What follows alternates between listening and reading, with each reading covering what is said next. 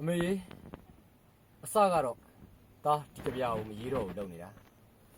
နောက်ဆုံးတော့လဲရေးပြစ်သွားခဲ့ပါတယ်တခုလောက်မယုံမဲ့အမေအသက်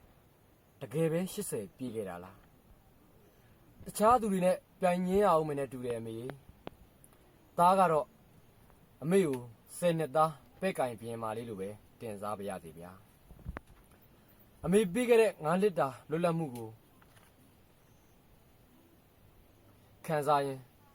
အခုဆိုဒီမိုကရေစီဓာတ်မီးလေးကိုကင်ပြီးရန်ငွေတွေကြားမှာစစ်မှန်တဲ့အနာဂတ်တိုင်းပြည်ကိုထုစစ်နေရ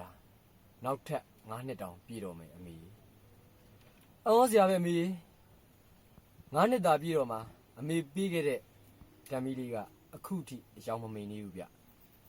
ဒါပေမဲ့သွေးညင်နဲ့တော့နည်းနည်းရနေပြီအမေရမှာပေါ့အမေရဲ့အနာဂတ်တွေစတေးလိုက်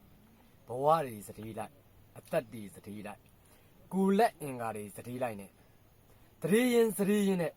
ဒီဓာတ်မီးလေးကိုစုပ်ကင်ထားရင်အမောင်တုကိုဖြိုခွင်းနေရတော့သွေးတော့နည်းနည်းဆွန်းတာပေါ့အမေစိတ်ချပါအမေသားအညာသားလူချမ်းကြီးတွေနှလုံးသားလှကိုခြေနှင်းခံရင်နောက်တစ်ခေါက်ငွေပေါက်ရင်အမေစီကိုတော့ရောက်လာခဲ့မှာပါဒီတစ်ခေါက်အမေနာကိုသားတို့ရောက်ရင်တန်တိုင်းတွေဟာနှင်းစီပန်းတွေအဖြစ်ပြောင်းစေရမယ်အမှန်တရားကိုလက်ပိုက်ကြည့်နေတဲ့နတ်ဖျားတွေနမ်းကြစေရမယ်နေထိုင်ရင်အာနာယူနေတဲ့အာနာယူတွေ